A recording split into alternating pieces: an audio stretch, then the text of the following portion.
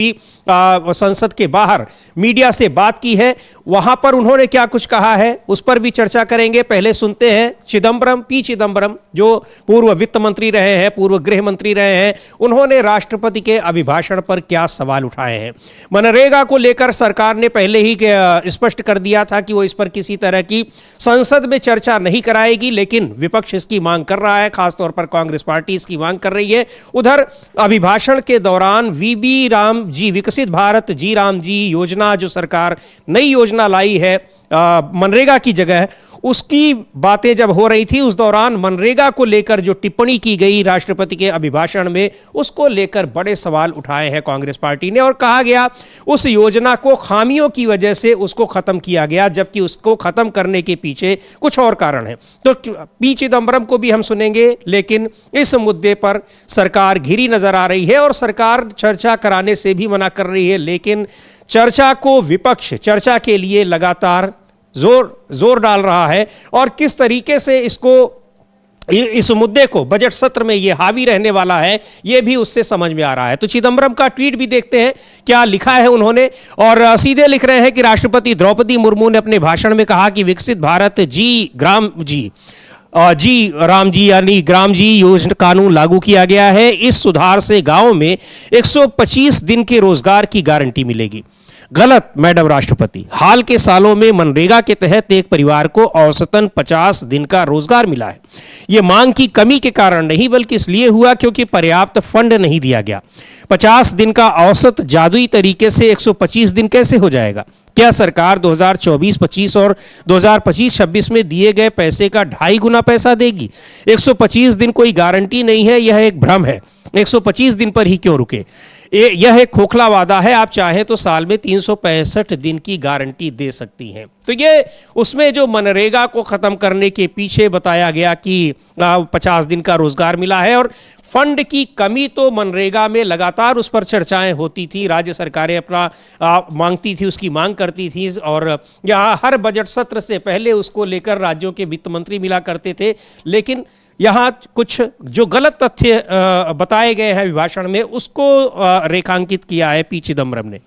हाँ, पी चिदम्बरम ने सख्त आपत्ति जताई है कि राष्ट्रपति ने अपने अभिभाषण में जो कहा, उसमें उन्होंने कहा कि ये जो विकसित भारत जी ग्राम जी जो कानून लागू किया गया है, इस सुधार से गांव में 125 दिन के रोजगार की गारंटी मिलेगी। चिदम्बरम का सवाल यह है कि जब सरकार मनरेगा में बजट दे ही नहीं रही थी और बजट ना मिलने की वजह से औसतन जो है 50 दिन का रोजगार एक व्यक्ति को मिला, तो क्या सरकार 2.5 गुना बजट का एलोकेशन करेगी? जो आप कह रही हैं 125 दिन की गारंटी मिलेगी, तो 125 दिन की गारंटी कैसे पूरी होगी? जो 100 दिन की गारंटी थी वो तो सरकार ने पूरा की नहीं, और अब आपने जो है सरकार की बाध्यता भी खत्म कर दी है कि सरकार जो बाध्य है रोजगार देने के लिए। पहले तो सरकार बाध्य थी रोजगार देने के लिए, सरकार की रोजगार कानूनी अधिकार था, कानून अधिकार था। अब कानून अधिकार तो रहा नहीं, आपने वो खत्म कर दिया। फिर आप गारंटी किस बात की देंगे? अब मोदी जी की गारंटी मोदी जी खुद मानने को तैयार नहीं है, तो मोदी जी की गारंटी है या किसकी गारंटी है? अब सवाल ये उठाया, तो यही चिदम्बरम ने सवाल उठाया है कि भाई राष्ट्रपति महोदया ने जो वहाँ बातें रखी अपने अभिभाषण में, चूंकि सरकार का लिखा हुआ होता है तो राष्ट्रपति तो वही बोलेंगी, लेकिन जो उन्होंने दावा किया कि 125 दिन का इससे रोजगार की गारंटी मिलेगी, उस पर चिदम्बरम ने साफ साफ सवाल उठाया है कि क्या सरकार जो है 2.5 गुना पैसा देगी, और ये 125 दिन की गारंटी नहीं है बल्कि एक भ्रम है। और अगर आप कह रही हैं कि 125 दिन के रोजगार की आप गारंटी देती हैं, तो ये खोखला वादा है। आप चाहें तो साल में 365 दिन की भी गारंटी दे सकते हैं। तो अगर आप गारंटी दे ही रही हैं तो 125 दिन की 365 दिन की दे दीजिए, क्योंकि देना तो है नहीं रोजगार, गारंटी ही देनी है, तो गारंटी देनी है तो गारंटी दीजिए, रोजगार मत दीजिए। जी बिल्कुल। उसके लेकर चूंकि मनरेगा को लेकर कई सारे सवाल उठाए गए कि ये रोजगार की गारंटी वाली योजना थी, जबकि उसको हटा दिया गया है और नई योजना में किसी तरह की गारंटी नहीं है। योजना से किस तरह से महात्मा गांधी का नाम हटाया गया, वो भी, उस पर भी सवाल उठ रहे हैं, और इसीलिए इसको लेकर कांग्रेस पार्टी पूरे देश में एक अभियान छेड़े हुए है। लगातार देश भर में प्रदर्शन हो रहे हैं और सरकार से इस योजना को वापस लाने की मांग की जा रही है। तो बहुत सारे सवाल हैं। उधर कांग्रेस के ही सांसद इमरान मसूद ने भी इसको लेकर टिप्पणी की है और सरकार पर सवाल उठाए हैं। क्या कुछ कहा है उन्होंने, उसको भी सुनेंगे, लेकिन इससे पहले प्रधानमंत्री ने आज संसद परिसर में पत्रकारों से बातचीत में जो कुछ कहा है वो भी सुन लेते हैं। और उनके उन बयानों पर भी कई सवाल उठ रहे हैं। और सीधे सीधे जयराम रमेश ने कहा है कि प्रधानमंत्री संसद के बाहर तो बहुत कुछ बोल लेते हैं, लेकिन संसद के भीतर या जहां सर्वदलीय बैठक होती है वहां जाने से कतराते रहते हैं। तो पहले सुनते हैं प्रधानमंत्री ने क्या कहा है संसद परिसर में, संसद के भीतर नहीं बल्कि संसद के बाहर पत्रकारों से बातचीत में, उसको सुनते हैं। 140 करोड़ देशवासियों के पुरुषार्थ का लेखा जोखा था और 140 करोड़ देशवासी और उसमें भी ज्यादातर युवा उनके एस्पिरेशंस को रेखांकित करने का बहुत ही सटीक उद्बोधन सभी सांसदों के लिए कई मार्गदर्शक बातें भी कल आदरणीय राष्ट्रपति जी ने सदन में सबके सामने रखी है। सत्र के प्रारंभ में ही और 2026 के प्रारंभ में ही आदरणीय राष्ट्रपति जी ने सांसदों से जो अपेक्षाएं व्यक्त की हैं, उन्होंने बहुत ही सरल शब्दों में राष्ट्र के मुखिया के रूप में जो भावनाएं व्यक्त की हैं, मुझे पूरा विश्वास है कि सभी माननीय सांसदों ने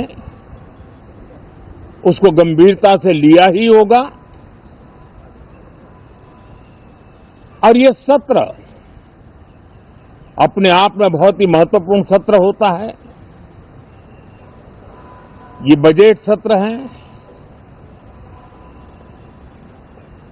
21वीं सदी का एक चौथाई हिस्सा बीत चुका है। ये दूसरे चौथाई का प्रारंभ हो रहा है। और 2047 विकसित भारत के लक्ष्य को प्राप्त करने के लिए ये महत्वपूर्ण 25 वर्ष का दौर आरंभ हो रहा है। और ये दूसरे क्वार्टर का, इस शताब्दी की दूसरे क्वार्टर का ये पहला बजट आ रहा है। और वित्त मंत्री निर्मला जी देश की पहली वित्त मंत्री ऐसी है, महिला वित्त मंत्री ऐसी है, जो लगातार 9वीं बार देश के संसद में बजट प्रस्तुत करने जा रही है। ये तो वहां पर बजट सत्र की बात कर रहे हैं और राष्ट्रपति के अभिभाषण की भी चर्चा कर रहे हैं, लेकिन राष्ट्रपति के अभिभाषण में गलत तथ्य पेश किए गए हैं। और जैसा बताया आपने जी ने कि उसमें वो सरकार की ही बात होती है, जिसका जो लिखा हुआ होता है उसको राष्ट्रपति वहां पर संसद के दोनों सदनों में उसको पढ़ती हैं। अभिभाषण जिसको कहा जाता है हर सत्र के से पहले ये होता है। तो उस अभिभाषण में ये अपेक्षा नहीं की जाती, संसद में वैसे भी गलत तथ्य गलत बयानी की अपेक्षा नहीं की जाती है और कार्रवाई भी होती है। उनको अगर कोई गलत तथ्य वहां पेश करता है तो उसको कार्रवाई से भी निकाला जाता है। लेकिन बहुत गंभीर मामला यह है कि अगर राष्ट्रपति ही अपने अभिभाषण में गलत तथ्य दे रही हैं तो फिर उसका क्या होगा। और इस वही सवाल उठाया है पी चिदम्बरम ने, उसको लेकर कि मनरेगा को लेकर जो तथ्य पेश किए गए हैं वो गलत हैं, वो झूठे हैं। क्या कह रहे हैं इमरान मसूद, सुनते हैं उनको भी। मनरेगा को लेकर क्यों हटाया गया, साजिशन हटाया गया या फिर कोई ज़रूरत थी उसको हटाने की, उसको लेकर उन्होंने अपनी बातें कही हैं। लेकिन प्रधानमंत्री नरेंद्र मोदी के इन बयानों पर कांग्रेस के नेता जयराम रमेश ने टिप्पणी की है और उन्होंने कहा है कि बहुत सारी बातें जब वो करते हैं तो ये हम लोग पूछते हैं कि संसद में भी वो तमाम सवालों के जवाब क्यों नहीं देते हैं। तो क्या कुछ ये है, जयराम रमेश ने ट्वीट किया हुआ है, अंग्रेजी में ये ट्वीट है और इसका मतलब ये है कि वो राष्ट्रीय मुद्दों पर विपक्ष को विश्वास में लेने के लिए न तो सर्वदलीय बैठकों को बुलाएंगे और न ही उनकी अध्यक्षता करेंगे। वो आखिरी समय में विधेयक पेश कराएंगे और आवश्यक विधायी जांच पड़ताल के बिना उन्हें संसद में बुलडोजर से पास करवा लेंगे। वो संसद में बैठकर विपक्षी नेताओं की चिंताओं का जवाब देने के बजाय दोनों सदनों में चुनावी रैली जैसे भाषण देंगे। हर सत्र की शुरुआत से पहले वो संसद को पृष्ठभूमि बनाकर अपना हमेशा की तरह पाखंड से भरा हुआ देश के नाम संदेश देंगे। आज का प्रदर्शन उसी सिलसिले का हिस्सा है। यानी वहां पर मोनोलॉग करने के लिए प्रधानमंत्री हमेशा आगे रहते हैं। जहां डायलॉग की बात होती है, यानी संवाद की बात होती है, जहां सवाल और जवाब देने होते हैं, उस हर मंच से प्रधानमंत्री गायब मिलते हैं। ये जयराम रमेश कह रहे हैं। हाँ बिल्कुल, जहाँ भी जिम्मेदारी की बात आती है, जहाँ जवाबदेही की बात आती है, मतलब जहाँ दायित्व की बात आती है, वहाँ प्रधानमंत्री गायब मिलते हैं। ये जयराम रमेश का कहना। वो बता रहे हैं कि जो सर्वदलीय बैठकें होती हैं प्रधानमंत्री उसमें भी नहीं आएंगे। राष्ट्रीय मसलों पर जो है सर्वदलीय बैठक में चर्चा होती है और नीतियां तय होती हैं, प्रधानमंत्री उसमें भी नहीं आएंगे। प्रधानमंत्री संसद में भी नहीं आएंगे और प्रधानमंत्री जो है वो जाकर संसद के बाहर जो है वो भाषण देंगे इस तरीके से। तो आज का जो भाषण है वो उसी की प्रक्रिया का एक हिस्सा प्रधानमंत्री का भाषण का है। और ये भी कई बार देखने में आया है, विपक्ष ने कई बार सवाल भी उठाया है कि संसद के भीतर भी जब उनको खुद को बोलना होता है उतनी देर बोलने के लिए आते हैं, सांसदों की बातें सुनने के लिए नहीं। यहाँ तक कि वो जब पहला ही सत्र था इस नई लोकसभा का, उसमें कोई तृणमूल कांग्रेस की सांसद थी, शायद महुआ मोइत्रा थी, उन्होंने तो वो बोलने लगी, वो उठकर चलने लगे तो उन्होंने रोकने की कोशिश की, लेकिन फिर भी नहीं रुके। हाँ फिर भी नहीं रुके। और कहा भी उन्होंने कि हमारे कृष्णनगर में तो एक दो बार आके आप जो चुनाव के दौरान के सभा करते तो यहाँ भी सुन लो भाई कृष्णनगर की बात थोड़ी सी, तो काहे नहीं सुनते होते। लेकिन प्रधानमंत्री उठकर चले गए। तो प्रधानमंत्री से अपना भाषण देने आते हैं, उठकर चले जाते हैं। पता नहीं, जैसा कि राहुल गांधी ने कहा था कि प्रधानमंत्री मेरा सामना नहीं कर सकते, तो प्रधानमंत्री सामना नहीं कर सकते हैं राहुल गांधी का, इसलिए संसद में नहीं आते हैं। क्या है पता नहीं, बहरहाल लेकिन संसद में नहीं आते हैं। जो जयराम रमेश कह रहे हैं उनका भी आरोप यही है। बिल्कुल, संसद में आते नहीं है। और यहां तक कि प्रधानमंत्री शायद रिकॉर्ड की बात कर रहे हैं कि निर्मला सीतारमण 9वीं बार बजट पेश कर रही हैं। रिकॉर्ड यह भी है कि प्रधानमंत्री को संसद में बुलवाने के लिए यहां पर उनके खिलाफ अविश्वास प्रस्ताव भी लाया गया। बिल्कुल बिल्कुल, ये भी रिकॉर्ड है समीर जी कि 70 सालों में कई रिकॉर्ड बनते हैं। पहली बार रिकॉर्ड ये भी है कि 9वीं बार जो है वित्त मंत्री निर्मला सीतारमण वित्त मंत्री के तौर पे जो है महिला वित्त मंत्री के तौर पे बजट पेश कर रही हैं। ये भी रिकॉर्ड है। और ये भी रिकॉर्ड है कि प्रधानमंत्री जो है 70 सालों में सबसे कम सदन के अंदर आने वाले प्रधानमंत्री हैं नरेंद्र मोदी, और उनको सदन में बुलाने के लिए अविश्वास प्रस्ताव लाना पड़ता है, तब जाकर वो आते हैं, तब जाकर वो सवालों के जवाब तब भी नहीं देते हैं। 1.5 घंटा या बोल लेते हैं, और जब विपक्ष वॉकआउट कर जाता है तब उनको लगता है कि अरे इस सवालों के जवाब भी देने हैं, तो सिर्फ नाम मात्र के लिए उस सवाल पर आते हैं जिस सवाल पर अविश्वास प्रस्ताव लाया गया। जी बिल्कुल, पिछली लोकसभा में मणिपुर के मुद्दे पर प्रधानमंत्री को संसद में बुलाने के लिए और उनकी बात सुनने के लिए विपक्ष उनके खिलाफ अविश्वास प्रस्ताव लाया था, जबकि विपक्ष को पता था कि अविश्वास प्रस्ताव गिरना है। चूंकि बहुमत की सरकार थी भारतीय जनता पार्टी की, एनडीए की, उसके बावजूद लेकिन प्रधानमंत्री आए भी और मणिपुर पर बोलने से जब तक विपक्षी नेता वहां बैठे रहे उस पर कतराते रहे। खैर, ये तो बातें हैं, रिकॉर्ड की बातें हैं, लेकिन बहुत सारी चीजें हैं। पर संसद में गलत बयानी जो अगर होती है वो एक बहुत गंभीर मसला है और ऐसा नहीं होना चाहिए, वो भी सरकार की तरफ से। अब वो तो उन चीजों को तो कार्यवाही से हटाया भी नहीं जा सकता है। खैर, इसको लेकर जो मनरेगा पर जो राष्ट्रपति ने अपने अभिभाषण के दौरान बातें कही हैं और मनरेगा को हटाए जाने के पीछे क्या कुछ कारण रहे हैं, उस पर कांग्रेस के सांसद इमरान मसूद क्या कह रहे हैं, उनको सुनते हैं। खड़गे जी को संभालना चाहिए, बताना चाहिए, वो खुद जाके नारे लगाए थे। ये ऐसी बात कर रहे हैं जिसका कोई मतलब, हमारा मनरेगा एजेंडा है, आपने गरीबों की रीढ़ तोड़ दी है, तो हम बोलने पर भी पाबंदी हो जाएगी क्या? क्या आप कुछ भी आपने पूरा का पूरा राष्ट्रपति का अभिभाषण पुराने डब्बे में, वो नए डब्बे में नई पैकिंग कर करके पुराना सामान बेच रहे हैं, उसके अलावा कुछ है? तो हम मनरेगा के ऊपर हमने बोला, इसके अलावा तो कुछ भी नहीं था। Ajit Pawar full state honours के साथ उनका लास्ट राइट्स परफॉर्म की जाएगी। शरद पवार ने कहा कि महाराष्ट्र के लिए भी बहुत बड़ा नुकसान है। निश्चित रूप से बहुत तकलीफ हुई। पवार साहब का जाना एक अच्छा डायनेमिक लीडर था, और इस तरह से जाना बहुत ही तकलीफ दे है।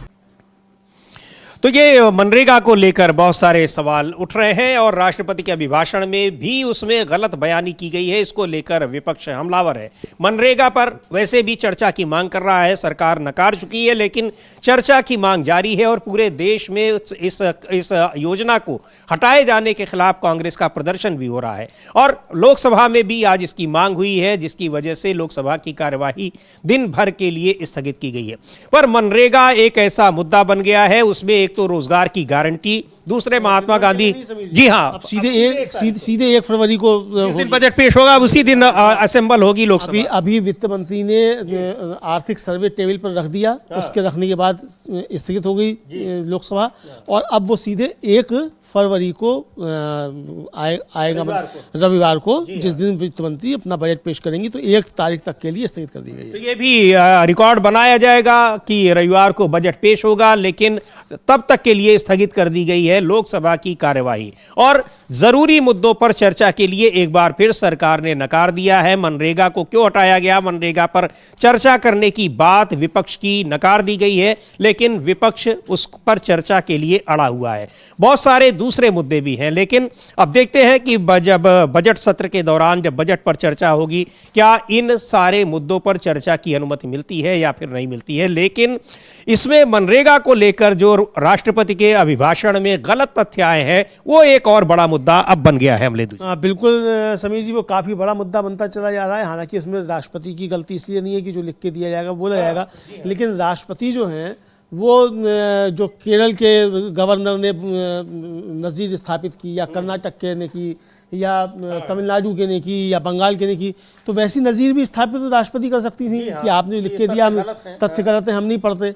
लेकिन राष्ट्रपति चूंकि संविधान से बंधी हुई है तो वो सरकार ने जो लिख के दिया वो पढ़ा उन्होंने। गवर्नर्स जो है वो संविधान से चूंकि बंधे हुए नहीं होते हैं, उनको ज़्यादा छूट होती है, यही कहा जा सकता है। तो गवर्नर कुछ भी कर सकते हैं, तो 4 राज्यों के गवर्नर्स ने इस तरीके से किया, लेकिन राष्ट्रपति संविधान से बंधी हुई है तो उन संविधान के तहत जो उनको लिख के दिया गया वो पढ़ दिया उन्होंने सरकार की तरफ से। जी बिल्कुल, उसको लेकर पढ़ा। लेकिन अब ये इस मुद्दा पहले से ही मनरेगा को हटाना, खत्म करना, रोजगार की गारंटी खत्म करना एक बड़ा मुद्दा बना हुआ है। उसमें भी मनरेगा को लेकर जो गलत तथ्य दिए गए हैं राष्ट्रपति के अभिभाषण में, वो भी एक बड़ा मुद्दा अब बन गया है। और इन सारे मुद्दों पर अब देखना है कि क्या कुछ इस पर संसद में चर्चा होती है, क्योंकि बजट सत्र में बजट पेश होगा और अब तो स्कोप खत्म हो गया है, क्योंकि सीधे अब जिस दिन बजट पेश होना है उसी दिन अब लोकसभा असेंबल होगी, यानी 1 तारीख तक के लिए लोकसभा की कार्यवाही को स्थगित कर दिया गया है। उसके बाद जब बजट पर चर्चा होगी फिर क्या कुछ होगा ये देखने वाली बात होगी। लेकिन विपक्ष इस मुद्दे को संसद में उठाएगा जरूर और अब उसमें एक और नया मुद्दा जुड़ गया है, गलत तथ्यों को शामिल करना राष्ट्रपति के अभिभाषण में। और इधर महाराष्ट्र के उप मुख्यमंत्री अजित पवार की कल जब जो दुखद मृत्यु हुई है एक बड़ी विमान दुर्घटना में, जिसमें उनके साथ 4 और लोगों की जान गई, उस पर भी सवाल उठ रहे हैं। और आज इस समय अजित पवार का उनके बारामती में उनका अंतिम संस्कार हो रहा है। बहुत सारे लोग उसमें जुटे हुए हैं और पूरा महाराष्ट्र में 3 दिन का राष्ट्रीय शोक घोषित किया गया है। मुख्यमंत्री और देश के गृह मंत्री अमित शाह, तमाम लोग वहाँ पर जुटे हुए हैं, तमाम दूसरे राजनीतिक दलों के लोग भी जुटे हुए हैं। उनकी मृत्यु पर लोग दुख जता रहे हैं। दूसरी ओर इस हादसे पर भी कई तरह के सवाल उठ रहे हैं। महाराष्ट्र में ही शिवसेना के उद्धव ठाकरे गुट के नेता हैं संजय राउत, उन्होंने भी सवाल उठाया है और उन कई विमान हादसों का जिक्र किया है, कहा है कि इन सब की जांच होनी चाहिए। जांच में पिछली दुर्घटनाओं में भी जांच में कुछ नहीं आया, लेकिन जांच होनी ज़रूरी है। उसमें निकल कर सामने जो रिपोर्ट है वो आनी चाहिए कि आखिर ये सारी चीज़ें कैसे हो रही हैं। सुन लेते हैं संजय राउत को क्या कह रहे हैं। 2 साल पहले एक्सीडेंट हुआ था, उसका रिपोर्ट नहीं आया। एयर इंडिया जो मैंने ये कहा कि अब तक इतने एक्सीडेंट हो गया है चार्टर्ड फ्लाइट के या कमर्शियल फ्लाइट के, अहमदाबाद में इतना बड़ा हादसा हो गया, क्या हो गया? इन्वेस्टिगेशन कुछ सामने आया है? इतना बड़ा हादसा, गुजरात के पूर्व मुख्यमंत्री विजय रूपानी का उसमें निधन हो गया। हाँ, इन्वेस्टिगेशन के लिए एक टीम बनाई गई, डीजीसीए ने एक टीम बनाई, क्या हो गया आगे? चार्टर्ड फ्लाइट के इतने हादसे हो गए, इतने लोग मारे गए। हाँ, डीजीसीए हर बार इन्वेस्टिगेशन की घोषणा करती है, क्या हो गया? हमारे सामने कुछ तथ्य और सत्य तो आना चाहिए जनता के सामने। अजित पवार जैसा एक कद्दावर नेता, महाराष्ट्र के डिप्टी सीएम, लोकप्रिय नेता, कल इस प्रकार से विमान हादसे में उनका देहांत हो गया, उनका निधन हो गया। महाराष्ट्र नहीं, पूरा देश सदमे में है।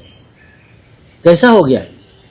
उसमें क्या टेक्निकल गड़बड़ी थी, ये सामने आना चाहिए। अगर फ्लाइट में टेक्निकल गड़बड़ी है, रडार सिस्टम में गड़बड़ है, और क्या है, एयरपोर्ट पर है, उस बारे में देश के सामने, जनता के सामने सिर्फ श्रद्धांजलि हम देंगे, प्रधानमंत्री श्रद्धांजलि देंगे, गृह मंत्री श्रद्धांजलि देंगे, राष्ट्रपति श्रद्धांजलि देंगे, मुख्यमंत्री श्रद्धांजलि देंगे, उससे क्या होगा? एक्सीडेंट अगर हो गया है और तांत्रिक कारणों से हो गया है तो वो कारणों का पता लगाना पड़ेगा हम सबको। कंपनी को 2 साल हो गया है तो वहाँ पर उसके जो कारण है, वजह है, क्यों कैसे क्रैश हुआ है, उसकी सारी जानकारी, उसकी जांच होनी चाहिए और उन कारणों का पता लगाया जाना चाहिए।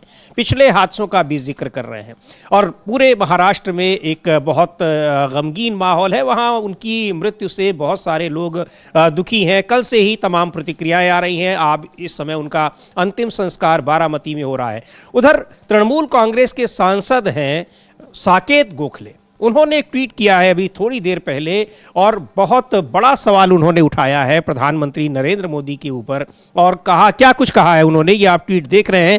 लिख रहे हैं वो कि एनडीए शासित राज्य के एक मौजूदा डिप्टी सीएम का दुखद रूप से एक एयर क्रैश में निधन हो गया और प्रधानमंत्री मोदी ने आज उनके अंतिम संस्कार में शामिल होने की जहमत भी नहीं उठाई। इसके बजाय उन्होंने आज संसद के बाहर मीडिया को राजनीतिक भाषण देना ज्यादा जरूरी समझा।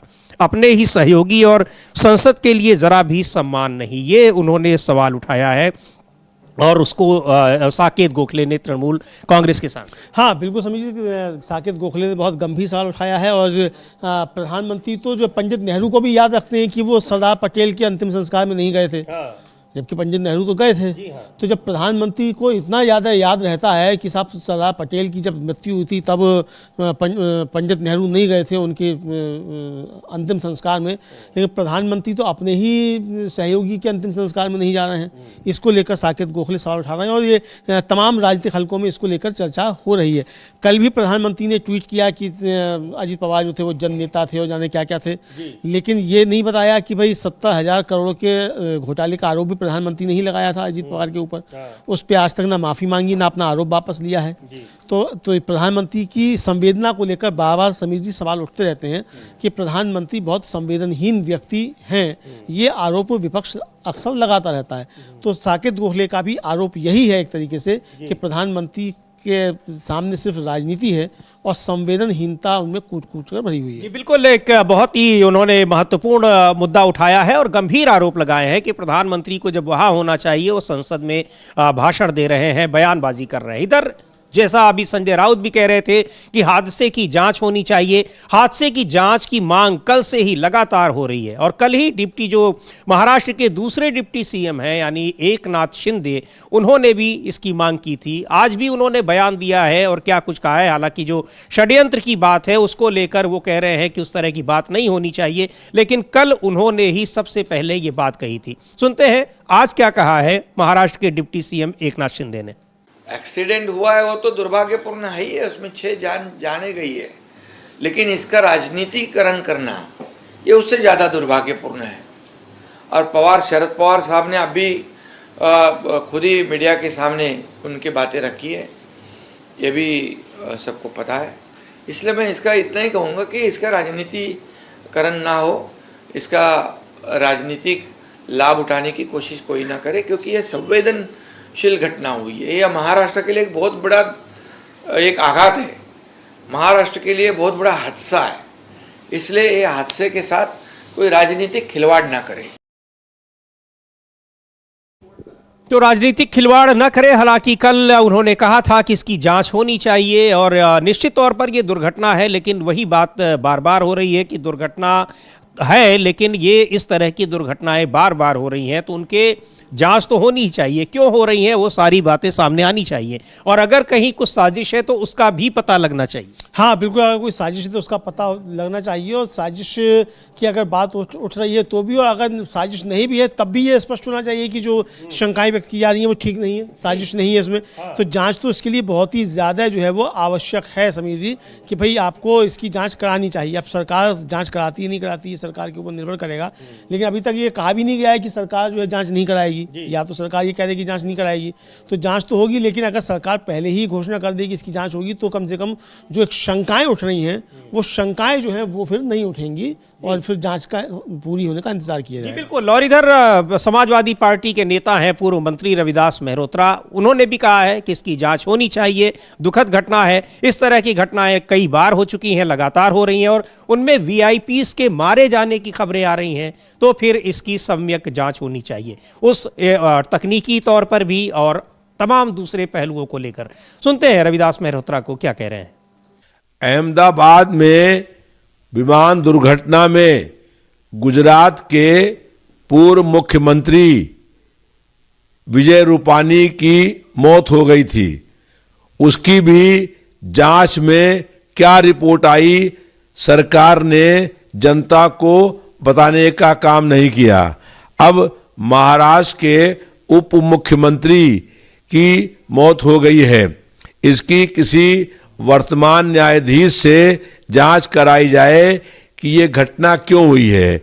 उप मुख्यमंत्री या मुख्यमंत्री की उड़ान से पहले उस जहाज की तकनीकी जांच हुई कि नहीं हुई, और उड़ान की भरने की अनुमति किसने दी, और इसके लिए कौन जिम्मेदार है, ये तय होना चाहिए।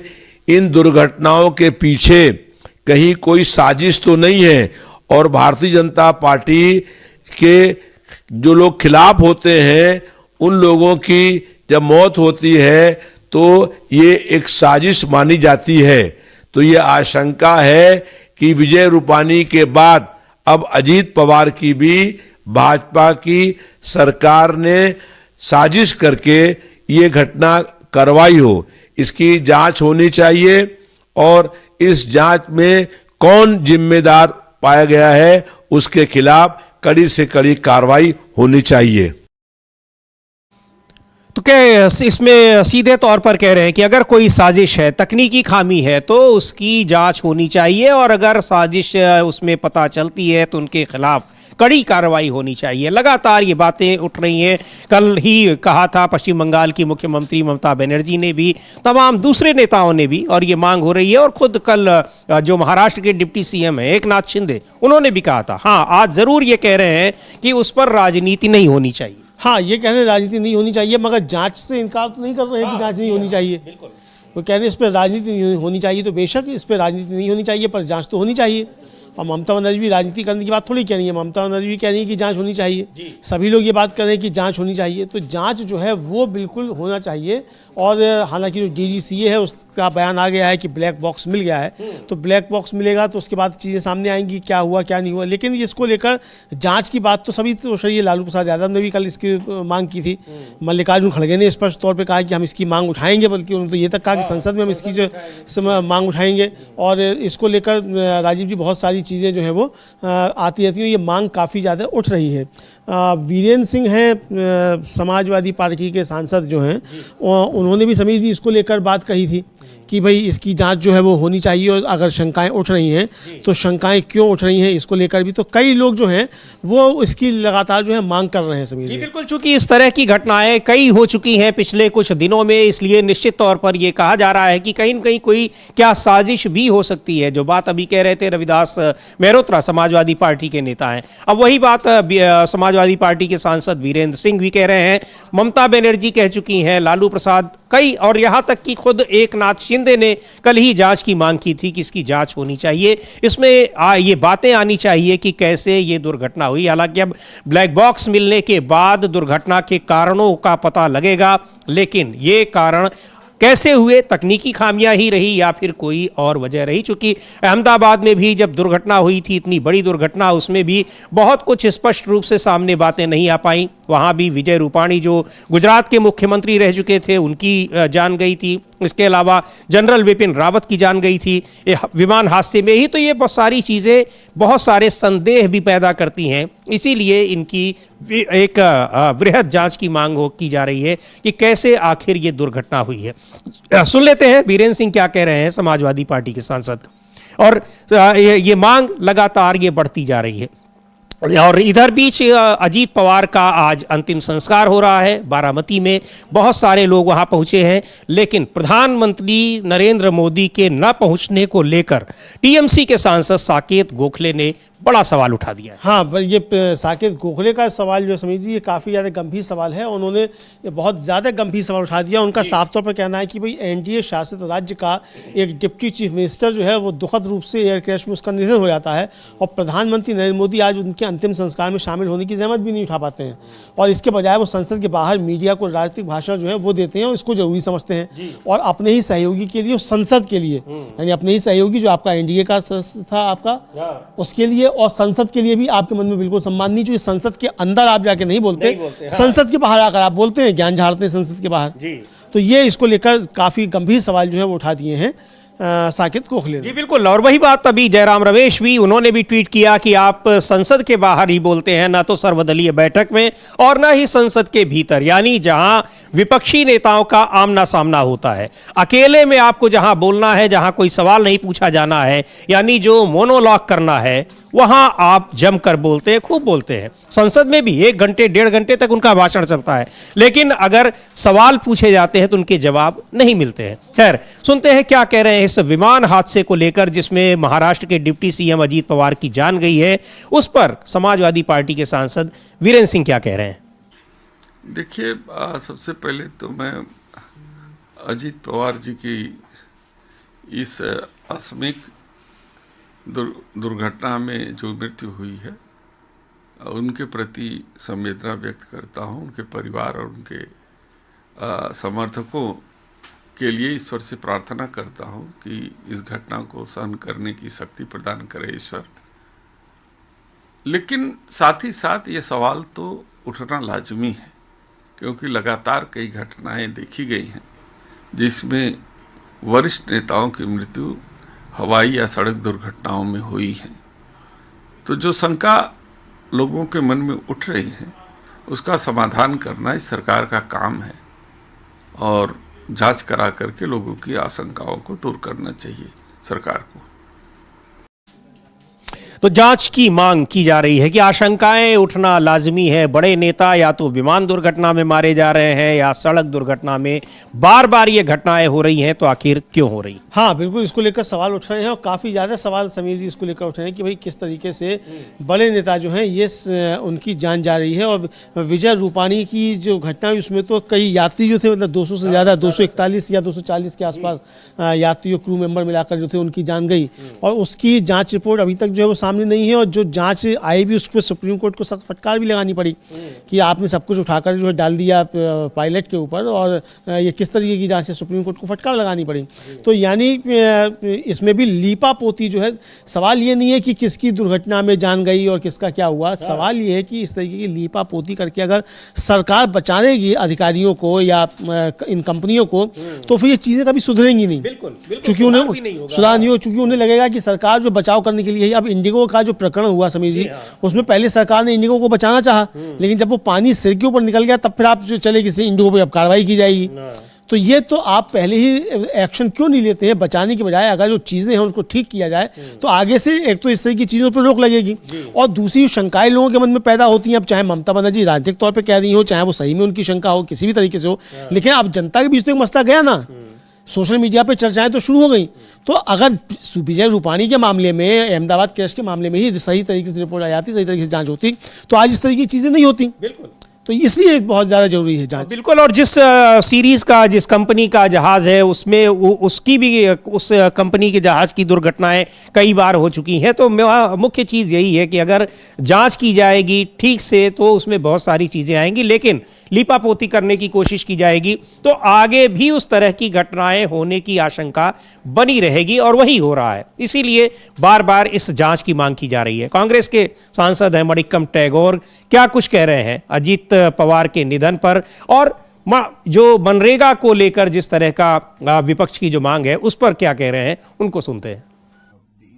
As well and demanded for the Supreme Court investigation. What do you have to say regarding this? It's a huge loss for Mr. Pawar and Pawar family, and we pay our condolences, and our leadership has spoken to them, and we stand in the time of grief with the family. What's going to be the strategy? The economic survey going to be presented. Tomorrow Parliament will function. The question hour is there. Then the economic survey will be presented. Therefore, we hope that the government allow a discussion in the coming days on fair discussion is allowed. They don't bulldoze things. The culture of this government is to introduce in the last leg of the session some surprising secret bills and bulldoze the parliament. These things. Opposition parties are always ready to cooperate. We always believe that there should be democratic and fair discussion in the parliament.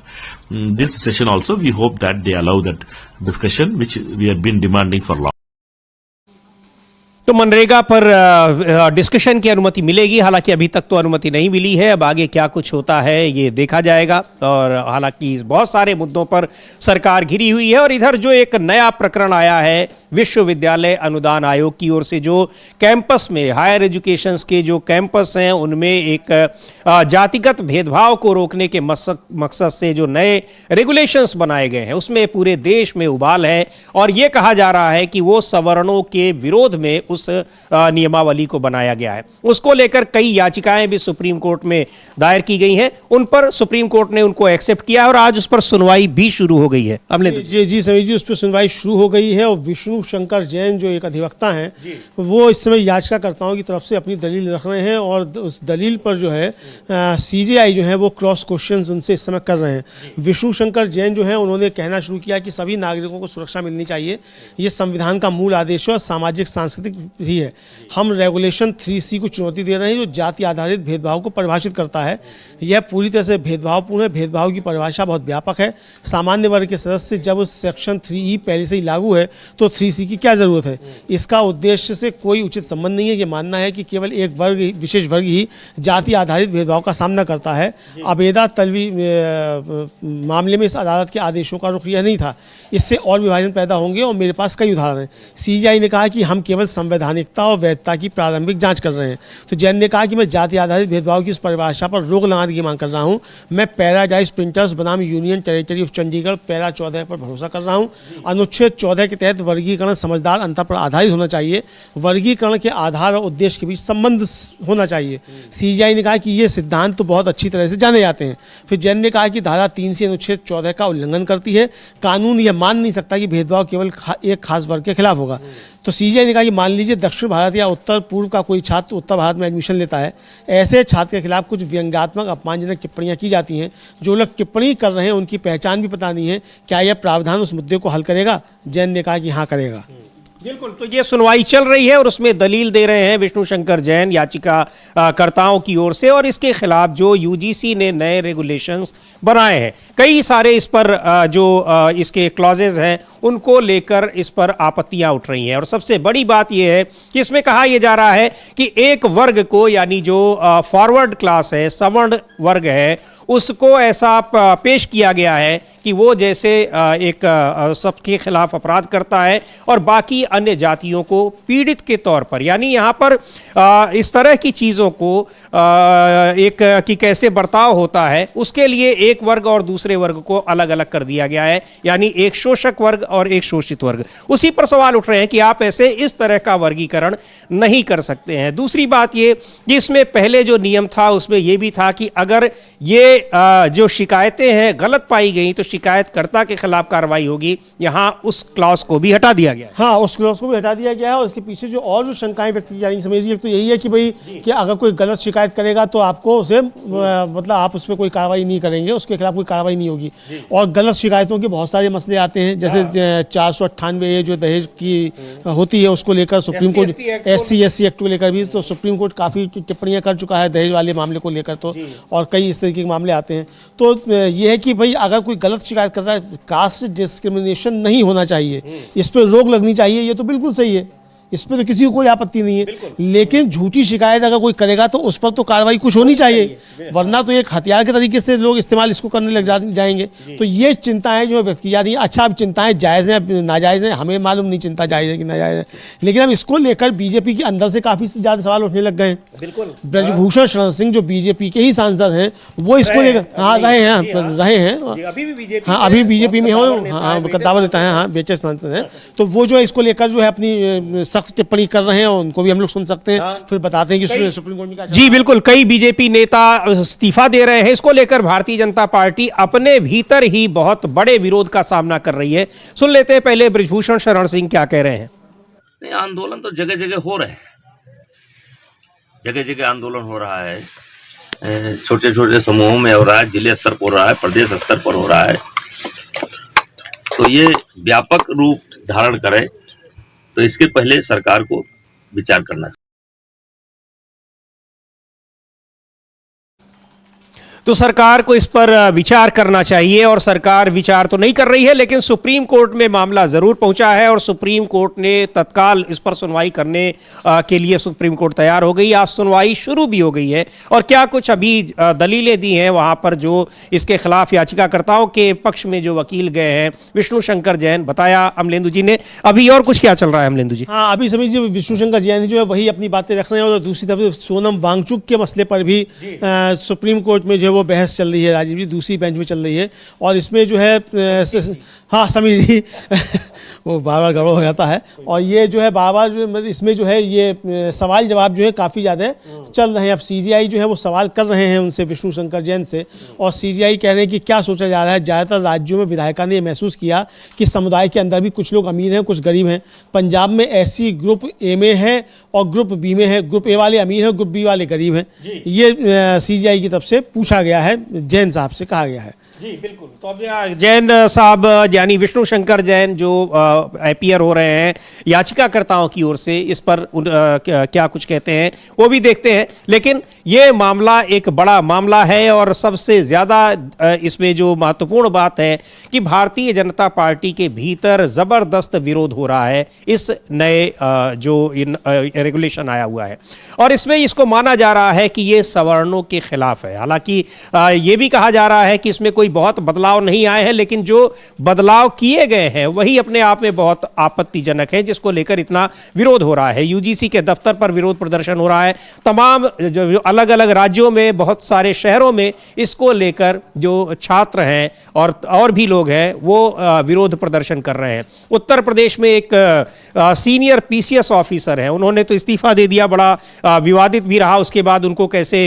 House arrest कर लिया गया है, हिरासत में लिया गया, काफ़ी उनके समर्थकों के साथ पुलिस ने काफ़ी ज्यादती भी की, वो खबरें भी आ रही हैं। हाँ बिल्कुल, ये सामने आती हैं, और ये इसमें एक और चीज़ आई है, एक और वकील हैं वो खड़े हुए और उन्होंने कहा कि रैगिंग भी एक मुद्दा है। जब मैं फ्रेशर होता हूँ तो मेरा पहनावा या लोग बताएगा कि मैं फ्रेशर हूँ, और अगर मैं विरोध करता हूँ, शिकायत करने की हिम्मत करता हूँ तो मुझे क्रॉस केस का सामना करना पड़ेगा। आरोप जाति आधारित भेदभाव का होगा, जबकि मैं विरोध कर रहा हूँ रैगिंग का। तो सीजीआई ने कहा कि क्या आपकी रैगिंग की शिकायत इस नियम के तहत सुनी जाएगी? तो वकील ने कहा कि उन्होंने तो रैगिंग को परिभाषित भी नहीं किया है, यह फ्रेशर लड़का जेल जाएगा कॉलेज के पहले महीने में ही। इस नियम से रैगिंग की परिभाषा क्यों हटा दी गई? यह सिर्फ जाति के मुद्दे से निपटता है, यह पिछड़ा हुआ है, यूनिवर्सिटी सीनियर और जूनियर्स में बटी हुई है। ये विभाजन है, भेदभाव है, वो कई तरह के हैं, केवल जातिगत भेदभाव वहां पर नहीं है। लेकिन जो रेगुलेशन है वो जातिगत भेदभाव को रोकने के लिए ही बनाया गया है, ऐसा कहना है। हाँ बिल्कुल, ऐसा ही कहना है, और ये मतलब कि ये सिर्फ जातिगत भेदभाव की बात है, और कि मान लीजिए अगर कोई लड़का जाता है और उसको कोई एससी का सीनियर जो है वो अगर, या ओबीसी का कोई सीनियर उसको प्रताड़ित करता है रैगिंग के समय, और वो अगर शिकायत करता है तो उसे क्रॉस केस का सामना करना पड़ेगा, क्योंकि सामने वाला जो सीनियर है वो कहेगा इसने जाति शब्दों का इस्तेमाल किया या जाति आधार पर प्रताड़ित करने की, और वो लड़का सीधे फिर पहली साल में जेल चला जाएगा। तो ये उनकी वकील साहब की तरफ से तर्क आया, और सीजीआई ने कहा कि यहाँ तक कि विधायिका ने महसूस किया है कि आरक्षित समुदायों में भी ऐसे लोग हैं जो अमीर हो गए हैं, कुछ समुदाय दूसरों की तुलना में बेहतर चीज़ों का आनंद ले रहे हैं। यह पॉलिसी बनाने वालों की समझदारी है।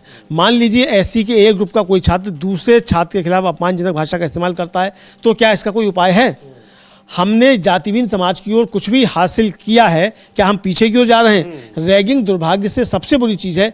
आप अलग हॉस्टल की बात कर रहे हैं, ऐसा मत कीजिए। तो वकील ने कहा कि इस रेगुलेशन को रद्द कर देना चाहिए, हम बेहतर ड्राफ्ट सुझा सकते हैं। हाँ, बिल्कुल। ये जो आपत्ति जताई जा रही है कि आप कैसे क्या आप फिर 70 साल 80 साल और सैकड़ों साल पीछे जा रहे हैं, इसके जरिए जातीय भेदभाव और भी ज्यादा बढ़ेगा कैंपसेस में। और कैंपस में अगर भेदभाव बढ़ रहा है तो वहां पर 17-18 साल के बच्चे पहुंच रहे हैं, उनके भीतर फिर किस तरीके की उनकी जो मानसिकता होगी, उनका जो एक बौद्धिक विकास होगा, वो किस तरीके का होगा, इस पर भी सवाल उठाए जा रहे हैं। अगर किसी के खिलाफ कोई कार्रवाई होती है, फिर वो गलत भी निकलती है, फिर भी उसके दिमागी तौर पर उस पर क्या असर पड़ेगा? हाँ, बिल्कुल, उसके दिमागी तौर पर इस पर क्या असर पड़ेगा। और इसके बाद जो है समीर जी, एक और वकील जो है वो बोले कि रैगिंग होगी और क्रॉस केस भी आएंगे। तो जस्टिस बागची ने इस पर कहा कि यह एक बात है कि आर्टिकल 15(4) जो है वो राज्य को SC ST के लिए खास बनाने का अधिकार देता है, लेकिन अगर 2012 के रेगुलेशन में ज़्यादा व्यापक सभी को शामिल करने वाली पॉलिसी बात थी